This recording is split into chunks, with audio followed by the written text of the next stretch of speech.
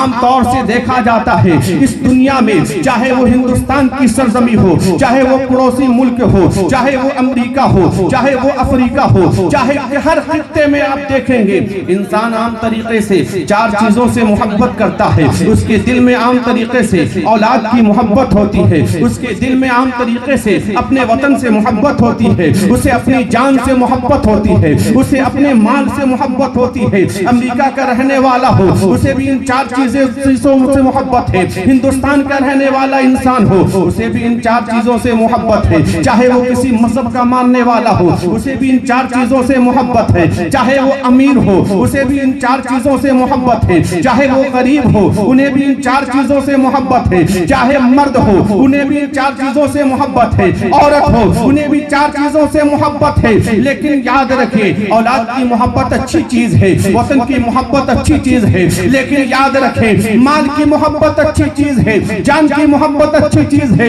लेकिन हम मोमिनों के लिए ये सिर्फ इतनी मोहब्बत काफी नहीं है। हम मुसलमान होने के नाते सिर्फ ये चार मोहब्बत काफी नहीं है। हम मुसलमान होने के लिए जहां औलाद की मोहब्बत जरूरी है, अपने वतन की मोहब्बत जरूरी है, अपने मुल्क की मोहब्बत जरूरी है, अपने जान की मोहब्बत जरूरी है, अपनी दौलत की मोहब्बत जरूरी है, वही हम सच्चे मुसलमान के लिए रसूल आज़म की मोहब्बत जरूरी है, मुस्तफा जाने रहमत की मोहब्बत। तौहीद के मतवालों, शमे नबूवत के परवानों, औलियाए उम्मत के जानिसारों, भीख देने वाले दाता जो सुबुलुस सलाम का मुर्शिद आजम है, मजलूमों का चारागर है, शिकस्ता दिलों का कारसाज है, रूहानी करबो इस्तराब का मसीहा है, दिन जिसके दरे दौलत के रूमी गुलाम है, रात जिसके आस्ताने अर्शे निशा की हफ्सी कनीज है, जमी जिसके कुदूम मैमुनत लुज़ूम से शर्फयाब है, आसमान जिसके तसद्दुक़ से सरफराज है, अर्शे मजीद जिसकी मंजिल है, कहकशां जिसके गुबार राह है, और ये सिकंदरी जिसका मामूली मियार है, और अंग्रेज शहनशाही जिसकी गुलामी का अदना एजाज है, आबे हयात का चश्मा जिसके लालो नशखुंद का पैमाना है, कौसरो सलसबिल जिसके सहबाए चश्मे रहमत के दो जाम है, सआदतों का रिश्ता जिसकी जात से मुंसलिक है, मलाए आला की मुकद्दस महफिल में जिसका जिक्र है, अंबियाए साबिकीन जिसके नगमे सरा है, सिदरा के मकी जिब्रील अमीन जिसके हम नशी है, आओ उसी हाशमी की बारगाह में दुरूद पाक का नजराना पेश करे, जिनकी बारगाह में इंसान तो इंसान बेजान पत्थर भी दुरूदो सलाम की डाली निशावर करते हुए नजर आ रहे हैं। क्या आपको मालूम नहीं मौला अली शेरे खुदा हजरत अली करमुल्लाह वजह फरमाते हैं, मैं मुस्तफा जाने रहमत सल्लल्लाहु अलैहि वसल्लम के साथ सफर कर रहा था, आगे आगे काबे के बदरुद्दोजा है, आगे आगे तैयबा के शमसुद्दोहा है, मैं पीछे चला जा रहा हूँ, एक पहाड़ी के पास से गुजर हुआ, अचानक आवाज आने लगी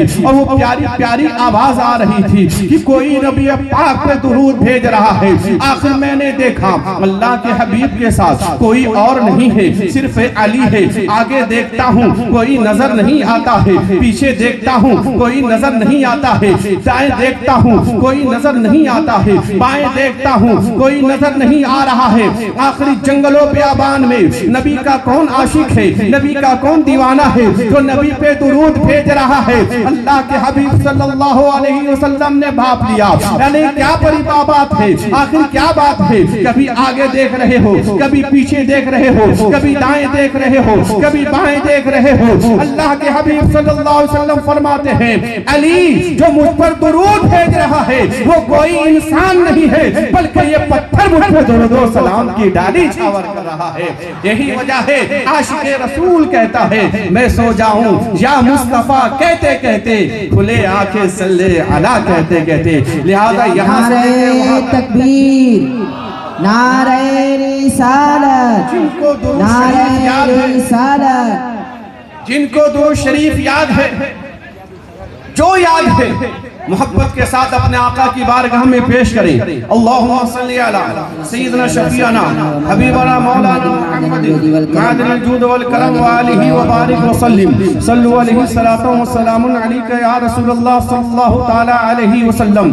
मेरे अजीज दोस्तों, बुजुर्गों, इमाम अहले सुन्नत शाह इमाम अहमद रज़ा खां फाज़िल बरेलवी अलैहि रहमत व रिज़वान फरमाते हैं, सबसे औला व आला हमारा नबी।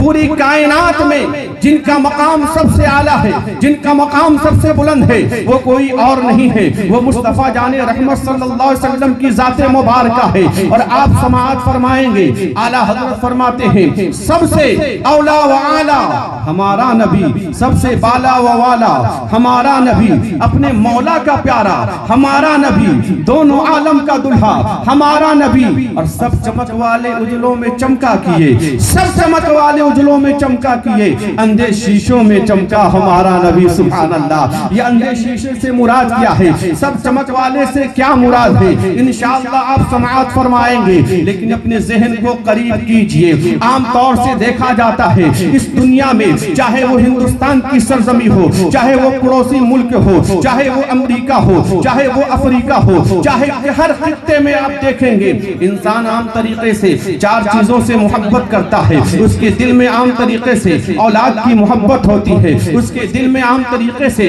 अपने वतन से मोहब्बत होती है, उसे अपनी जान से मोहब्बत होती है, उसे अपने माल से मोहब्बत होती है। अमेरिका का रहने वाला हो, उसे भी इन चार चीजों से मोहब्बत है। हिंदुस्तान का रहने वाला इंसान हो, उसे भी इन चार चीजों से मोहब्बत है। चाहे वो किसी मजहब का मानने वाला हो, उसे भी इन चार चीजों से मोहब्बत है। चाहे वो अमीर हो, उसे भी इन चार चीजों से मोहब्बत है। चाहे वो गरीब हो, उन्हें भी इन चार चीजों से मोहब्बत है। चाहे मर्द हो, उन्हें भी इन चार चीजों से मोहब्बत है। औरत हो, उन्हें भी चार चीजों से मोहब्बत है। लेकिन याद रखें, औलाद की मोहब्बत अच्छी चीज है, वतन की मोहब्बत अच्छी चीज है, लेकिन याद रखें, माल की मोहब्बत अच्छी चीज है, जान की मोहब्बत अच्छी चीज है, लेकिन हम मोमिनों के लिए ये सिर्फ इतनी मोहब्बत काफी नहीं है। हम मुसलमान होने के नाते सिर्फ ये चार मोहब्बत काफी नहीं है। हम मुसलमान होने के लिए जहाँ औलाद की मोहब्बत जरूरी है, अपने वतन की मोहब्बत जरूरी है, अपने मुल्क की मोहब्बत जरूरी है, अपनी जान की मोहब्बत जरूरी है,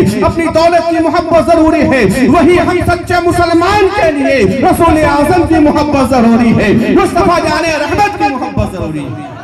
नारे तकबीर, नारे रिसालत, सरकार की आमद, दिलदार की आमद, मक्की की आमद, मदनी की आमद, लब्बैक या रसूल अल्लाह, लब्बैक या रसूल अल्लाह, लब्बैक या रसूल अल्लाह। नारे रिसालत।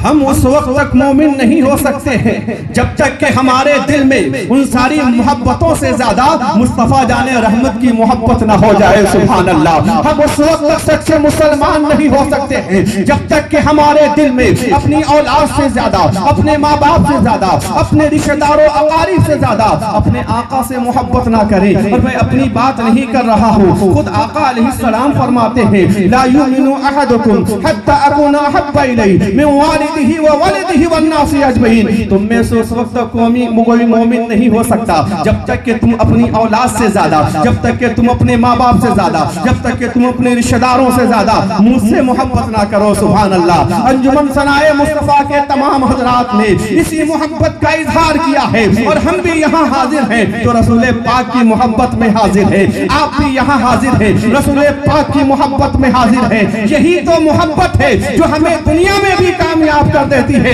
आखिरत में भी कामयाबी अता फरमाएगी। हजरत मौला अली ने मोहब्बत की कामयाब हो गए, उस्मान गनी ने मोहब्बत की कामयाब हो गए, हजरत उमर फारूक ने मोहब्बत की कामयाब हो गए, हजरत अबू बकर ने मोहब्बत की कामयाब हो गए, तमाम सहाबा ने मोहब्बत की कामयाब हो गए। और दौरे हाजिर में आप 100 साल की तारीख में देखेंगे इमाम अहले सुन्नत ने, आला हजरत ने, इमाम अहमद रजा खान ने रसूल आजम से मोहब्बत की है तो आशिके रसूल कहलाने लगे हैं। सुभान अल्लाह। पता क्या चला, इश्क़े रसूल ही एक ऐसी नेमत है जो इंसान को ज़र्रे से बुलंदी पर पहुंचा देती है। सुभान अल्लाह। जब तक बिके न थे तो कोई पूछता न था, तुमने खरीद कर मुझे अनमोल कर दिया। सुभान अल्लाह। कहता है काबा खम है रोज़े खैरुल वरा के सामने, चांदनी फीकी है नूरे मुस्तफा के सामने, बारगाए हक में उनके हो गए सजदे कबूल, झुक गया जो दिल हबीबे किबरिया के सामने। अल्लाह ने हमें सर दिया है, अल्लाह ने हमें दिल दिया है। सर भी अल्लाह की नेमत है, दिल भी अल्लाह की दी हुई नेमत है। सर का मकाम अलग है, दिल का मकाम अलग है। सर का काम अलग है, दिल का काम अलग है। सर है बंदगी के लिए, दिल है मोहब्बत के लिए। बंदगी खुदा की जाती है, मोहब्बत मुस्तफा से की जाती है। सर खुदा की बारगाह में झुकता है, दिल मुस्तफा की बारगाह में झुकता है। इसलिए कि सर का मकाम अलग है, दिल का मकाम अलग है। सर झुकेगा खुदा की बारगाह में झुकेगा, दिल झुकेगा तो मुस्तफा की बारगाह में झुकेगा। इसलिए ये दिल अगर हुब्बे रसूल से खाली है तो फिर इंसान जिंदा होके भी मुर्दा है। आला हज़रत फरमाते हैं, सब चमक वाले उजलों में चमका किए, अंधे शीशों में चमका हमारा नबी। ये अंधे शीशे से क्या मुराद है? ये सब चमक वाले उजलों में चमका किए, उजलों से क्या मुराद है? तारीख उठाकर देखे, हजरत आदम अलैहिस्सलाम जब दुनिया में तशरीफ लाए, आदम अलैहिस्सलाम के आने से पहले आलम अरवाह में अल्लाह ताला ने तमाम अंबियाए कराम से ये अहद लिया कि मैं तुम्हें किताब और हिकमत देकर भेज रहा हूँ। अगर मेरा महबूब आ जाए तो सब जरूर जरूर उन पर ईमान लाना और उन पे जरूर उनकी मदद करना। तमाम अंबियाए कराम ने इकरार किया, हाँ हाँ हम इकरार करते हैं, अल्लाह का हबीब आएगा तो हम उन पर ईमान लाएंगे, हम उनकी मदद करेंगे। लोग कहते हैं ये मिलाद कहाँ से आ गया? सबसे पहले तो मिलाद अल्लाह ने किया है, सुभान अल्लाह। मिलाद करने वाली जो जात है वो अल्लाह की जात है, और जो मिलाद को सुनने वाली जात है वो अंबियाए कराम की जात है, सुभान अल्लाह। मिलाद करना ये अल्लाह की सुन्नत है और मिलाद को सुनना ये अंबिया की सुन्नत है, सुभान अल्लाह। कह दीजिए सुभान अल्लाह। तो मैं अर्ज कर रहा था, अल्लाह ताला ने सबसे इकरार किया, जब से इकरार लिया सबने इकरार किया, सबने अहद लिया। हजरत आदम अलैहिस्सलाम आए, जाने से पहले रसूल आजम का उन्होंने तस्करा किया है। आदम अलैहिस्सलाम जब दुनिया से गए तो हजरत शीश अलैहिस्सलाम उनके बाद आए। आदम अलैहिस्सलाम की चमक में हजरत शीश अलैहिस्सलाम ने काम किया है। एक नबी जा रहे हैं, दूसरे नबी आ रहे हैं, वालिद जा रहे हैं, उनकी जगह पे उनके बेटा आ रहे हैं। आदम अलैहिस्सलाम गए, हजरत शीश अलैहिस्सलाम आए। हजरत नूह अलैहिस्सलाम गए, आपकी जगह पे हजरत शाम आए। हजरत इब्राहिम अलैहिस्सलाम गए, हजरत इस्माइल ज़बीहुल्लाह आए। हजरत इसहाक अलैहिस्सलाम आए। हजरत इसहाक अलैहिस्सलाम तबलीग करके गए तो हजरत याकूब अलैहिस्सलाम आए। ये सिलसिला जारी है। एक नबी जा रहे हैं, दूसरे नबी आ रहे हैं, एक नबी जा रहे हैं, दूसरे नबी आ रहे हैं। जाने वाले की चमक में आने वाले काम करते जा रहे हैं, लिहाजा बाद में काम करने वालों को दुश्वारी नहीं हो रही है, आसानी के साथ काम कर रहे हैं। हजरत याकूब अलैहिस्सलाम जा रहे हैं, हजरत यूसुफ अलैहिस्सलाम आ रहे हैं, हजरत दाऊद अलैहिस्सलाम जा रहे हैं, आपके बेटे हजरत सुलेमान अलैहिस्सलाम आ रहे हैं। लेकिन तारीख शाहिद है, हजरत ईसा रूहुल्लाह को आसमान पे उठा लिया गया। 100 साल हो गए, कोई नबी नहीं आया। 200 साल हो गए, कोई नबी नहीं आया। 300 साल हो गए, कोई नबी नहीं आया। 400 साल हो गए, कोई नबी नहीं आया। 500 साल हो गए, कोई नबी नहीं आया। ये 500 साल का तकरीबन जो फर्क है, ऐसे अय्याम में लोगों ने अपने ज़हन को शैतान के कब्जे में कर दिया था। यही वजह है 500 साल के दरमियान की तारीख उठाकर देखे हैं, मिलाद क्यों करते हैं, नबी की सीरत क्या है, नबी के हम गुलाम हैं, नबी ने ये क्या पैगाम दिया है, जरा ज़हन को करीब करें। 500 साल के अंदर की तारीख जरा उठाकर देखे हैं। बाप अपने हाथ से अपनी जिंदा बेटी को दफन कर रहा है, बाप अपने हाथ से बेटे पे जुल्म कर रहा है। ज़हन में ये बात डाल दी गई है, अगर तुम्हारे घर में बेटी की परवरिश हो रही है तो ये मनहूस है, नहुसत पैदा करेगी, घर में खाएगी तुम्हारे यहाँ, बड़ी होगी तुम्हारे यहाँ, फिर ये कहीं और चली जाएगी। लिहाजा इसे जिंदा रहने का हक नहीं है, इसे बचपन ही में जमीन में दफन कर दिया जाए। एक नहीं हजारों लोगों ने अपनी जिंदा बच्चियों बच्चियों को जिंदा दफन किया था। और हिंदुस्तान की सरजमी पर भी, हिंदुस्तान की तारीख उठाकर देखे, यहाँ भी औरत की कोई अहमियत नहीं थी। लोग, एक उर्दू में मुहावरा कहा जाता है, औरत मर्द की जूती है, मतलब जब चाहो तो पहन लो, जब चाहो तो निकाल कर फेंक दो। मजहबी इस्लाम आने से पहले की बात है, रसूल आजम की आमद से पहले की बात है। तारीख उठाकर देखें, हम किस नबी के मानने वाले हैं, हम किस प्रोफेट मोहम्मद सल्लल्लाहु अलैहि वसल्लम के मानने वाले हैं। ऐसे आलम में हिंदुस्तान की सरजमी पर भी अगर किसी का शौहर मर जाता तो उसके चीता के साथ उसकी बीवी को भी जला दिया जाता था। और अगर बीवी को नहीं जलाया जाता, चीते में नहीं डाला जाता, तो लोग उसे मनहूस कहते थे, लोग उसे मनहूस समझते थे। अपनी बच्चियों को उसके पर्दों, उसकी छां से भी बचाने की कोशिश करते थे, उसके साए से भी दूर रखते थे, कहीं इस मनहूस औरत का असर मेरी बेटी पे भी ना हो जाए। तारीख इंसानी उठाकर देखे, लेकिन सबसे ज्यादा ये घिनौनी हरकत जो थी मक्का की सरजमी पे थी। आज भी खाने काबा की जगह पे वो जगह मौजूद है। जो हाजी साहब जो हज के लिए गए हैं उनको मालूम है कि आज भी वो जगह रखी गई है जहां बाप अपनी जिंदा बच्चियों को दफन कर दिया गया था। आइए मैं इसी पस मंजर में एक वाकया वफद अब्दुल कैस का मैं बयान करता हूँ। जब वफद अब्दुल कैस बारगाहे रिसालत में हाजिर हुआ, जिसके सरबराह हजरत आसिम थे, आसिम सरबराह हैं, सरदार हैं, उनकी बात मैं अपनी जबान में कहना चाहता हूँ। हजरत आसिम जब आए, सहाबा ने पूछा, ऐ आसिम, क्या आपने भी जमाने जहालत में जिंदा बच्चियों को दफन किया था?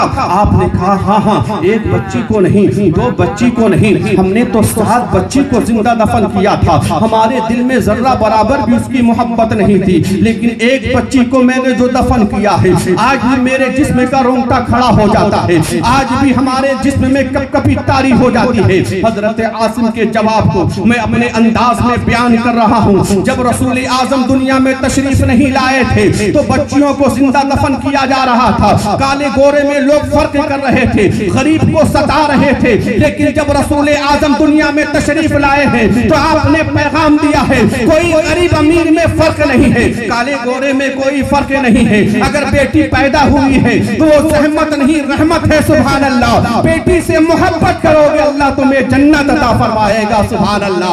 हजरत आसिम फरमाते हैं, मैं अपनी जबान में कह रहा हूँ, हजरत आसिम कहते हैं कि मेरी बीवी उम्मीद से थी, यानी हमल से थी, मुझे सफर पे जाना था। मैंने 6 बच्ची को जिंदा दरगोर कर दिया था जमीन के नीचे, लेकिन जब मैंने अपनी शरीके हयात से कहा, ए मेरी शरीके हयात, देखो मैं सफर पे निकल रहा हूँ, मेरी गैर मौजूदगी में अगर बेटी पैदा हो तो मेरे आने का इंतजार मत करना, उसे बचपन ही में दफन कर देना, उसे जमीन के तहत कर देना, वरना बड़ी हो जाएगी तो उसे दफनाने में परेशानी होगी। बीवी ने कहा ठीक है, जैसा आप कहते हैं वैसा मैं करूंगी। जब ये बाहर चले गए, हजरत आसिम फरमाते हैं, मेरी गैर मौजूदगी में कोई बेटा पैदा नहीं हुआ था, बेटी पैदा हो गई थी, लेकिन मेरी बीवी के दिल में मोहब्बत थी, उसने पड़ोसी के हवाले कर दिया था। और जब कई साल के बाद जब मैं घर पहुंचा तो मैंने अपने शरीके हयात से पूछा, ए मेरी शरीके हयात, जरा बताओ तो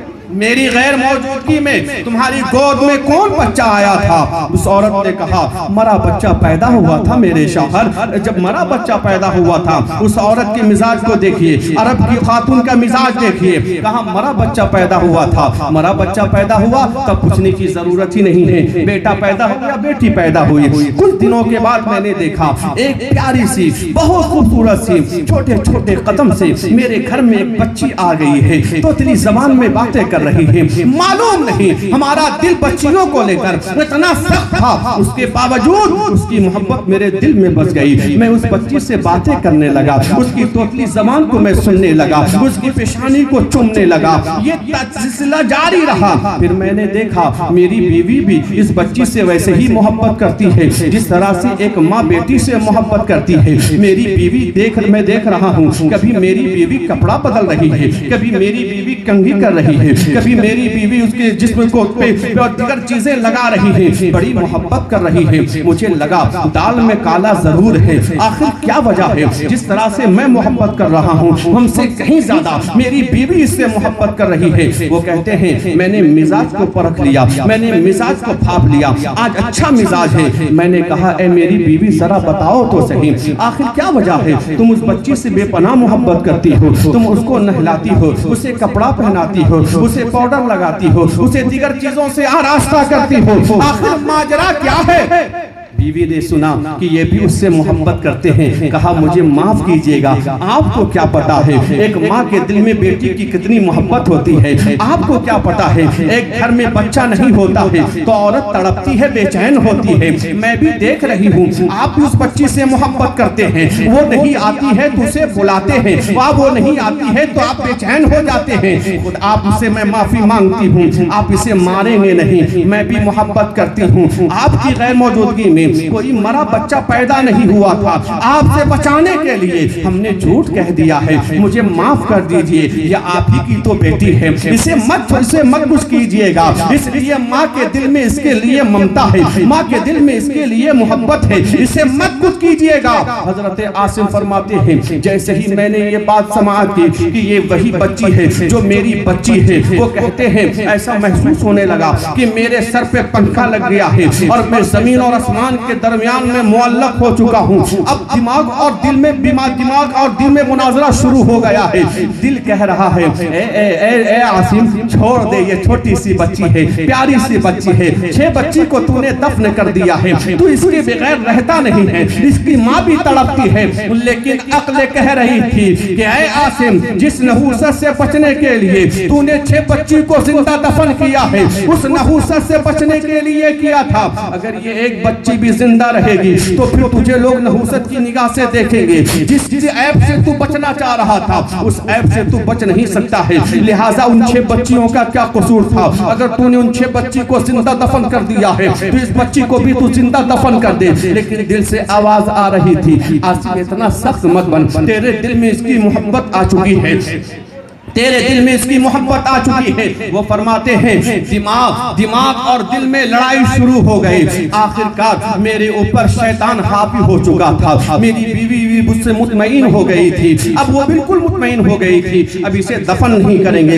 लेकिन वो कहते हैं मेरे ऊपर शैतान सवार हो जाता है और मुकम्मल तौर से हावी हो जाता है और मैं तन्हाई महसूस करता हूँ। उस बच्ची को बियाबान की तरफ लेकर चल पड़ता हूँ। बच्ची पूछती है बाबा कहाँ लेके जा रहे हो? वो कहते हैं कि मैं कुछ नहीं कह रहा था, इसलिए बाप होता तो कुछ कहता, मेरा दिल तो पत्थर हो चुका था। जब बहुत दूर निकल गया और जब गड्ढा खोदने लगा, जब गड्ढा करने लगा, मिट्टी और बालू हटाने लगा, बच्ची कहने लगी बाबा आप पसीने से शराबोर हो चुके हो, अपने छोटे छोटे हाथ से मेरे पेशानी के पसीने को पोंछ रही है। उसे क्या मालूम था ये गड्ढा इसी के लिए तैयार किया जा रहा है। बच्ची बार बार पूछ रही थी ए बाबा ये गड्ढा क्यों कर रहे हो? वो कहते हैं बाप होता तो जवाब देता, मेरा दिल तो पत्थर से भी ज्यादा सख्त हो चुका था, अब उसकी बात का कोई असर नहीं हो रहा था। यहाँ तक कि जब मैंने गड्ढा कर दिया और जब उस बच्ची को गड्ढे में डाला तो वो बच्ची पुकारने लगी बाबा बाबा मुझे माफ कर दो, बाबा मुझे माफ कर दो, बाबा मैं आपसे कुछ फरमाइश नहीं करूंगी, बाबा मेरी माँ मेरा इंतजार कर रही होगी, बाबा मेरा कसूर किया है, आखिर बाबा इसमें क्यों रखे हो? फिर जब मिट्टी डालने लगे, जब मिट्टी कमर तक पहुंच गई है, फिर वो कहती है बाबा मुझे निकालो, मेरा कसूर किया है, मेरी गलती किया है, बाबा मैं आपको परेशान नहीं करूंगी, बाबा मुझे निकालो। बाबा जितने सहाबाए कराम हैं सबके आंखों में आंसू जारी हैं। हजरत आसिम फरमाते हैं मैं बाप होता तब तो इसकी मोहब्बत मेरे दिल में आ जाती, मेरे ऊपर तो शैतान हावी हो चुका था, मैं तो समाज में अपने वकार को बरकरार रखना चाह रहा था ताकि लोग मुझे मनहूस ना कहें, ताकि लोग मुझे बुरा भला ना कहें। मैं उस वक्त की बात बयान कर रहा हूँ जब सरकारे दो आलम सल्लल्लाहु अलैहि वसल्लम ने नबूवत का ऐलान नहीं फरमाया है। हजरत आसिम फरमाते हैं जब मैंने मुकम्मल तौर से उसे मिट्टी से ढांप दिया और जब वहां से तेजी के साथ भागने लगा तो मुझे ऐसा लग रहा था वो बच्ची छोटे छोटे कदम से दौड़ती हुई चली आ रही है, अपनी तोतली जबान में कह रही है बाबा मुझे इस बियाबान में छोड़कर मत जाओ, बाबा मुझे तन्हाई में मत रहने दो, बाबा मुझे मत छोड़ो, बाबा मुझे भी मेरे साथ अपने साथ लेके चलो, मेरी माँ मेरा इंतजार कर रही होगी। अल्लाहू अकबर। हजरत आसिम फरमाते हैं मैं दौड़ता रहा और ऐसा महसूस हो रहा था वो बच्ची दौड़ते हुए आवाज दे रही थी, बाबा मुझे बचाओ, बाबा मुझे निकालो, बाबा मुझे साथ लेके चलो। मेरे अजीज दोस्तों बुजुर्गों, ये तारीकी नहीं तो और क्या है, ये अंधेरा नहीं तो और क्या है। उस तारीख की बात कर रहे हैं कि तकरीबन 500 साल हो गए, कोई नबी नहीं आया और ये उस सहरा में मक्का की वादी में सिर्फ हजरत आसिम की बेटी की चीखों पुकार नहीं थी। मालूम नहीं कितने बापों की बेटी चीखों पुकार, बापों की बेटी की चीखों पुकार होगी जो जिस सहरा में दफन हो गई। कोई उस आवाज पे लब्बैक कहने वाला नहीं था।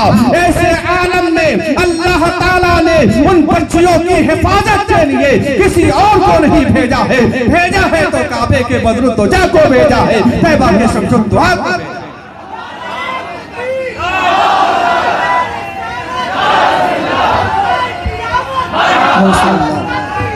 मरहबा मरहबा मरहबा। नारे तकबीर, नारे रिसालत, जश्न ईद मिलादुन नबी। अब जरा सोचें आप, उस वादी मक्का में सिर्फ आसिम की बेटी नहीं है, कितनी बेटियां चीख चीख कर जमीन के नीचे दफन कर दी गई, लेकिन उस आवाज पे लब्बैक कहने वाला कोई नहीं था। लेकिन जब सरकारे दो आलम सल्लल्लाहु अलैहि वसल्लम की आमद हुई है, ये तो वो तारीख है जो आपके ऐलान नबूवत से पहले है। इस्लाम को समझो, इस्लाम क्या है, मोहम्मद सल्लल्लाहु अलैहि वसल्लम की ज़ात क्या है। आप आए हैं तो पूरी दुनिया में अमन कायम हुआ है, हमें मोहब्बत का दर्स दिया है। हम जहां अपने मजहब से मोहब्बत करते हैं, वही हम अपने मुल्क से मोहब्बत करते हैं, वही हम अपने वतन से मोहब्बत करते हैं। न हमें दीन की गुस्ताखी बर्दाश्त है, न हमें अपने मुल्क की गुस्ताखी बर्दाश्त। तारीख के दूसरे और को पलटिए, बुखारी शरीफ जिल्द 2 सफा 610। हजरत अमीर हमजा रज़ियल्लाहु ताला अन्हु जब जंगे उहद में शहीद हो गए, आपकी एक बेटी थी, दौड़ते हुए आई, रसूल आज़म सल्लल्लाहु अलैहि वसल्लम के दामन से लिपट जाती है। यानी वो अपनी जबान में कह रही थी, या रसूल अल्लाह मैं यतीम हो गई, मेरे ऊपर बाप का साया उठ चुका है, मैं कमजोर हो गई हूं, मेरा कोई पुरसाने हाल नहीं है।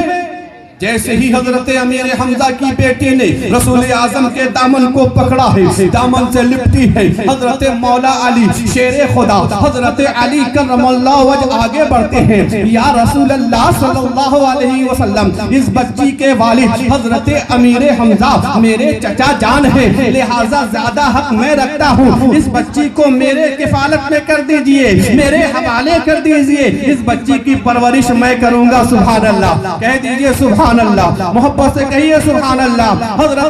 हजरत रसूल आज़म की दूसरी तारीख है कि जब आपने तबलीग फरमाई है, जब आपने दीन को आम किया है, आपकी तबलीग से जिस दिल में बच्ची की मोहब्बत नहीं थी, अल्लाह ने उन सबों के दिल में बच्ची की मोहब्बत अता फरमा दी है।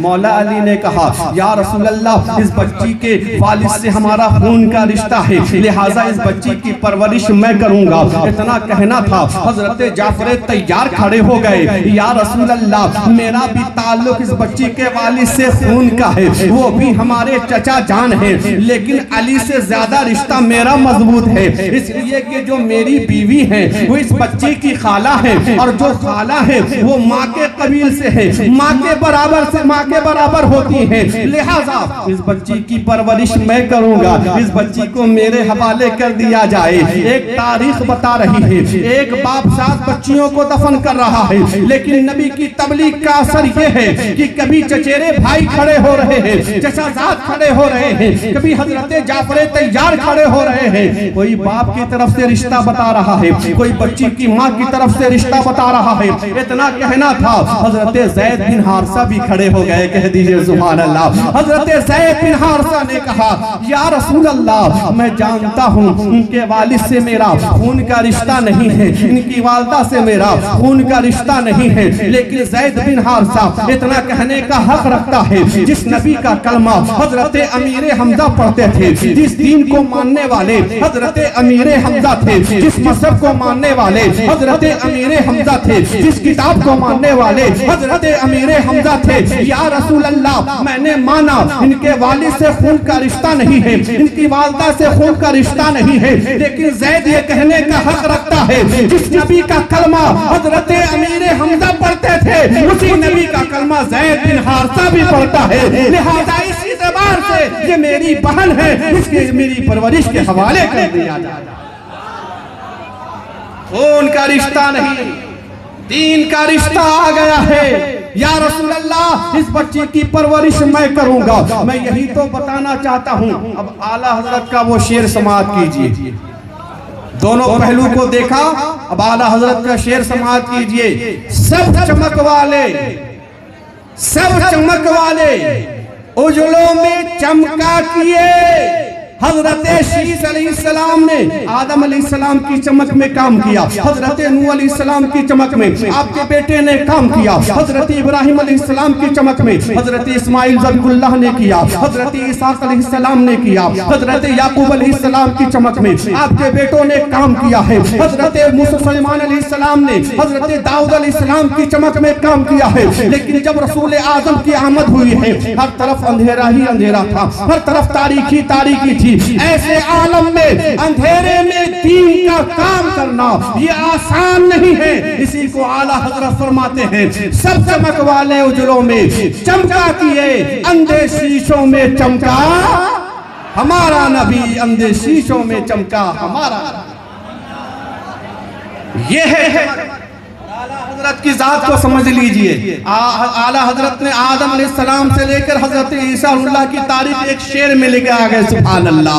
आला हजरत की वो जात है जो अभी जिनका उर्स अभी गुजरा है। आला हजरत जो आशिके रसूल, ऐसे आशिके रसूल थे, कलम उठाते तो इश्के रसूल में, जबान खोलते तो इश्के रसूल में, सोते तो इश्के रसूल में, जो काम करते इश्के रसूल में, ऐसा इश्के रसूल में काम किया है कि अगर आशिके रसूल कोई कहता है तो आला हजरत की तरफ ज़्यादा चला जाता।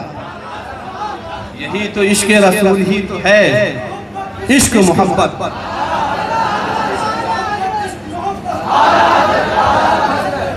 और अपने जहन को करीब कीजिए कि रसूल आजम की आमद की बरकत है। ये उजाला नहीं तो और क्या है, ये रोशनी नहीं तो और क्या है कि आपकी आमद ने अब कोई अपनी बच्ची को दफन नहीं करेगा। अगर कौम की बच्ची हो या किसी और कौम की बच्ची हो, अगर शादी की जरूरत हो, पैसे की जरूरत है, तो फिर इंसान पैसे से मदद करता हुआ नजर आता है। और मेरा मजहब वो मजहब है जो हमें सिर्फ अपने मजहब इस्लाम की बात नहीं करता है, वो कहता है अगर तुम्हारा पड़ोसी गैर मुस्लिम भी है, हिंदू भी है, कोई और मजहब वाला है, अगर तुम खा के सो रहे हो, तुम्हारा पड़ोसी भूखा है, तो ये तुम्हारा खाना सही नहीं होगा। अगर तुम पहन रहे हो और तुम्हारे पड़ोसी के पास कपड़ा नहीं है, चाहे वो किसी मजहब का मानने वाला हो, ये तुम्हारा कारनामा सही नहीं होगा। इस्लाम वो मजहब है जिसने हमें इंसानियत का दर्स दिया है और इंसान से मोहब्बत का पैगाम नहीं दिया है सिर्फ, बल्कि हमें जानवर से भी मोहब्बत का पैगाम दिया है। सुभान अल्लाह। आप जहन को और करीब कीजिए। किताबों में आता है मदीना शरीफ में दो दुकान थी। इस्लाम समझिए, इस्लाम किसे कहते हैं, इस्लाम किसे कहते हैं। दो दुकान थी, एक मुसलमान की दुकान थी, एक यहूदी की दुकान थी। शाम का वक्त हो चुका है, दुकान बंद होने वाली है। एक नौजवान पहुंचा है, गौर से समाप्त कीजिएगा, तवज्जो चाहूंगा। एक नौजवान पहुंचा है मुसलमान की दुकान पर, कहा भाई फला सामान आपके पास है? तो उस मुसलमान ने कहा हाँ हाँ मेरे पास है। कहा उसकी कीमत क्या है? उसकी कीमत भी उसने बता दी। कहा भाई मुझे वो सामान चाहिए, आप मुझे वो सामान दे दे। लेकिन वो मुसलमान दुकानदार कहता है नहीं नहीं, ये सामान आप फला दुकान से जाके ले लीजिए, ये सामान आप फला दुकान से जाके ले लीजिए। इतना सुनना था जब उस नौजवान ने कहा भाई ये सामान आपके पास है, भाई ये सामान आपके पास है, आप क्यों नहीं दे रहे हो? हर कोई अपना सामान बेचना चाहता है। इस्लाम समझिए, इस्लाम क्या है, मेरे नबी ने क्या पैगाम दिया है, हमारी जिंदगी किस तरह से गुजरनी चाहिए। उस नौजवान मुसलमान ने कहा नहीं नहीं, आप उस दुकान से ले लो। कहा भाई वो तो यहूदी की दुकान है, आपके दीन के मानने वाले की दुकान नहीं है, आपके मजहब के मानने वाले की दुकान नहीं है, आपके पास सामान है, आप क्यों नहीं दे देते हैं? कहा नहीं नहीं, उसी दुकान से सामान लो। फिर वो नौजवान उस दुकान पे जाता है, जाने के बाद पूछता है भाई जरा बताओ फला सामान आपके पास है? वो दुकानदार यहूदी कहता है हाँ हाँ वो सामान हमारे पास है, उसकी कीमत क्या है? उसने कीमत भी बता दी, देखा दोनों की कीमत सेम है। कहा भाई मुझे दे दो। जब उस यहूदी शख्स ने जब वहां से सामान लिया यहूदी के पास से, जब वो वापस लौट कर आया और लौट कर आने के बाद कहा भाई माजरा क्या है, सामान तुम्हारे पास भी है, सामान उसके पास भी है, लेकिन तुमने सामान क्यों नहीं दिया? उस यहूदी के दुकान के पास तुमने क्यों भेज दिया? सुनिए मुसलमान क्या कह रहा है, सच्चे मुसलमान बनिए, अच्छे मुसलमान बनिए। अच्छे मुसलमान के लिए नबी की सीरत को अपनाना होगा, अच्छे मुसलमान के लिए नबी की सुन्नत को अपनाना होगा, अच्छे मुसलमान बनने के लिए कुरान के तहत जिंदगी गुजारनी होगी, अच्छे मुसलमान के लिए हदीस के मुताबिक जिंदगी गुजारनी होगी। अगर आप कुरान और हदीस के मुताबिक जिंदगी गुजारेंगे तो आप सच्चे मुसलमान होंगे, अच्छे मुसलमान होंगे। सुभान अल्लाह। नारे तकबीर, नारे रिसालत, जश्न ईद मिलादुन नबी। हजरत अल्लामा मुफ्ती गुलाम अख्तर रज़ा साहब किबला, बहुत अच्छा पैगाम हजरत, बहुत। उसने कहा भाई आपने क्यों नहीं दिया? गौर से सुनिए जो असली बात मैं कहना चाह रहा हूं, इस्लाम क्या दर्श दे रहा है। कहा क्यों नहीं दिया? वो कहता है सुनो, मैं सुबह से लेकर शाम तक काफी सामान बेच चुका हूं, मैं काफी सामान बेच चुका हूं और मैं दुकान बंद करने वाला था, तुम आ गए। लेकिन मैं इस परेशानी में था, मेरे सामने जो दुकान है वो ठीक है, मुसलमान नहीं है, वो इस्लाम का मानने वाला नहीं है, लेकिन वो भी तो इंसान है, वो भी, उसके भी बाल बच्चे हैं। मैं हैरान और परेशान था कि मैं जब दुकान बंद करके जाऊंगा तो सामान लेकर जाऊंगा, बच्चों के लिए लेकर जाऊंगा, अपनी अहलिया के लिए लेकर जाऊंगा, लेकिन ये यहूदी भाई है, ये घर जाएगा खाली हाथ जाएगा, बीवी इंतजार कर रही होगी, बच्चे इंतजार कर रहे होंगे, मेरा बाप आएगा कुछ सामान लेकर आएगा, लेकिन सुबह से शाम तक हमने देखा कोई सामान खरीदने के लिए नहीं आया है। इसलिए मैंने सोचा कि मेरे पास तो पैसा आ चुका है, इस यहूदी के पास भी पैसा आ जाए, जब ये घर जाए तो सामान लेकर जाए, जब ये घर जाए तो सादो सामान के साथ जाए, जब वो घर जाए तो उसकी बीवी नाराज ना हो, बल्कि उसकी बीवी के चेहरे पे मुस्कान आ जाए। कहा कैसी बात कर रहे हो, कौन एक दूसरे को देखता है? वो नौजवान कह उठता है सुनो सुनो, हम जिस नबी का कलमा पढ़ने वाले हैं, हम जिस रसूल के दीन पर कायम हैं, ये सबक हमें किसी और ने नहीं दिया है, काबे के बदरुद्दोजा ने दिया है, तैबा के शम्सुद्दोहा ने दिया है, शाफ़ई रोज़े जज़ा ने दिया है, दाफ़े जुमला बला ने दिया है, नबियों के इमाम ने दिया है, रसूलों के शहंशाह ने दिया है कि सिर्फ अपना पेट भरने की कोशिश मत करो। अगर तुम्हारा पेट भरा है और तुम्हारा पड़ोसी भूखा है तो तुम गुनहगार हो जाओगे। जहां तुम अपना ख्याल कर रहे हो वहीं तुम अपने पड़ोसी का भी ख्याल करो। सुभान अल्लाह। ये है इस्लाम, ये है मजहब इस्लाम। पता है वो नौजवान फिर लौट कर गया और कहा कि यार मानना पड़ेगा, ये कैसे मजहब का मानने वाला है, ये कैसे दीन का मानने वाला है। हर कोई चाहता है मैं मालदार हो जाऊं, लेकिन इसका दीन कितना अच्छा है, इसका दीन कितना सच्चा है। मालूम है वो नौजवान फिर लौट कर आया। ये मुसलमान नौजवान कहता है भाई अब क्यों आए हो, अब तो सामान आपने ले लिया, अब तो घर जाओ। तो वो नौजवान कहता है भाई सामान तो वहां से हमने खरीदा है, अब दीन तुम्हारे पास से हासिल करूंगा, मुझे कलमा पढ़ाकर इस्लाम में दाखिल कर दो। जिसका अखलाक कितना अच्छा हो, उसका मजहब कितना अच्छा होगा, उसका दीन कितना अच्छा होगा। मैं पूछना चाहता हूँ उस नौजवान को किसने कहा इस्लाम कबूल करो, बल्कि इस्लाम के मानने वाले के अखलाक ने उसे मजबूर कर दिया और कहा सामान तो वहां से खरीदा है, दीन तो यहाँ से पाऊंगा। सुभान अल्लाह। हाथ उठा के कह दीजिए या रसूल अल्लाह, या रसूल अल्लाह। और रसूल आजम की शान क्या कहूं, सुभान अल्लाह। आपका मकाम और मर्तबा कितना बुलंद। अल्लाह ताला इरशाद फरमाता है, वो अम्मा बिनिअमति रब्बिका फहद्दिस, अपने रब की नेमत का खूब चर्चा करो, खूब प्रचार करो। अल्लाह की सबसे बड़ी नेमत, हम तमाम मुसलमानों का अकीदा है कि अल्लाह की सबसे बड़ी नेमत रसूल आजम की जात है। सुभान अल्लाह। किन की जात है? रसूल आजम की जात है। अल्लाह की नेमत का चर्चा करो। ये हाथ भी अल्लाह की नेमत, ये पांव भी अल्लाह की नेमत, ये सर भी अल्लाह की नेमत। आखिर किस नेमत की का चर्चा करो? आइए, इसमें इख्तलाफ हो गया। किसी ने कहा सबसे बड़ी अजीम नेमत जो है वो दीन है, किसी ने कहा वो नमाज है, किसी ने कहा वो रोजा है, किसी ने कहा ज़कात है, किसी ने कहा हज है। अल्लाह की सबसे बड़ी नेमत, लेकिन कुर्बान जाइए कहने वाले ने कहा यकीनन नमाज सबसे बड़ी नेमत है, रोजा सबसे बड़ी नेमत है, हज सबसे बड़ी नेमत है, ज़कात सबसे बड़ी नेमत है। लेकिन जरा बताओ, नमाज मिली तो किसके सदक़े में, रोजा मिला तो किसके सदक़े में, हज मिला तो किसके सदक़े में, ईमान मिला तो किसके सदक़े में, कुरान मिला तो किसके सदक़े में। आवाज आ रही है, नमाज मिली नबी के सदक़े में, रोजा मिला नबी के सदक़े में, हज मिला नबी के सदक़े में, कुरान मिला नबी के सदक़े में, ईमान मिला नबी के सदक़े में। जब नबी के सदक़े में मिलने वाली नेमत इतनी अजीम हो सकती है, तो जिसके सदक़े में नेमत मिली हो उसका आलम क्या होगा। सुभान अल्लाह। उसका मकाम व मर्तबा क्या होगा। सुभान अल्लाह। माशाअल्लाह। देखिए नक़ीब अहले सुन्नत क़िबला तशरीफ ला चुके हैं,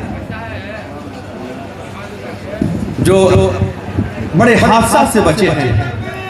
अल्लाह ताला इनकी ज़िंदगी में और हम तमाम की ज़िंदगी में बरकतें अता फरमाए। कहिए आमीन। सेहत तंदुरुस्ती के साथ रखें, बड़े मुखलिस और बड़े दीनदार, दीन का काम दीन समझ के करते हैं। सुभान अल्लाह। अल्लाह की बारगाह में दुआ है कि अल्लाह ताला हम सबों की जान माल इज्जत आबरू की हिफाजत फरमाए। कहिए आमीन। तो सबसे ज्यादा चर्चा किसका होगा? सबसे ज्यादा चर्चा रसूल आजम का होगा। सुभान अल्लाह। सबसे ज्यादा जिक्र रसूल आजम का होगा, इसलिए कि अल्लाह की नेमतों में सबसे अजीम नेमत मुस्तफ़ा जाने रहमत सल्लल्लाहु अलैहि वसल्लम की जात है। लेकिन हम नबी का चर्चा करें तो कैसे करें, नबी का जिक्र करें तो कैसे करें, नबी की शान में कहें तो क्या कहें, नबी की शान में क्या ना कहें, नबी के जिक्र में कौन सा जिक्र करें, नबी के ताल्लुक से कौन सा जिक्र ना करें। ऐसे आलम में इमाम बुसीरी रहमतुल्लाह अलैह की बारगाह में हाजिर हो जाइए। इमाम बुसीरी रहमतुल्लाह से पूछिए, इमाम बुसीरी आप अल्लाह के महबूब बंदों में से हैं, अल्लाह का जिक्र करूं तो कैसे करूं, अल्लाह का चर्चा करूं तो कैसे करूं, अल्लाह के हबीब के चर्चे में क्या कहूं, अल्लाह के जिक्र में क्या ना कहूं। इमाम बुसीरी रहमतुल्लाह फरमाते हैं कि अगर अल्लाह के महबूब का जिक्र करना चाहता है तो सुन, जिस तरह से ईसाइयों ने हजरत ईसा रुहुल्लाह के बारे में जो दावा किया है, जो बात कही है, उसे छोड़कर जो अल्लाह के हबीब की शान में कहना चाहता है कहे सुभान अल्लाह। अल्लाह के हबीब के बारे में जो मकाम बयान करना चाहता है वो मकाम बयान कर, अल्लाह तुझे कामयाबी अता फरमाएगा। इसलिए ईसाइयों ने हजरत ईसा रुहुल्लाह के मोजज़ात को देखकर अल्लाह कह दिया, अल्लाह का बेटा कह दिया। लेकिन अल्लाह हज़रत इमाम बुसीरी फरमाते हैं कि अल्लाह के हबीब की शान में वो बात मत कहो जो बात ईसाइयों ने ईसा रुहुल्लाह के बारे में कही। नहीं है, उसे छोड़कर जो कहना चाहते हो कहो, ताहा कहना चाहते हो कहो, मुज़म्मिल कहना चाहते हो कहो, यासीन कहना चाहते हो कहो, रूहे कायनात कहना चाहते हो कहो, रूह फख्रे मौजूदात कहना चाहते हो कहो, इमामुल अंबिया कहना चाहते हो कहो, रसूल आज़म कहना चाहते हो तो कहो, इमामुल अंबिया कहना चाहते हो तो कहो। आला हजरत ऐसे मौके पे फरमाते हैं, सरवर कहूँ कि मालिको मौला कहूँ तुझे, बागे खलील का गुले सेबा कहूँ तुझे, तेरे तो ऐब वस्फ़े तनाई से है बरी, है रफ़ा मेरे शाह क्या क्या कहूँ तुझे। लेकिन रज़ा ने ख़त्म सुखन इश्क कर दिया, खालिक का बंदा हल्क का आका कहूँ तुझे। इन्हीं बातों के साथ में अपनी गुफ्तगू खत्म करता हूँ।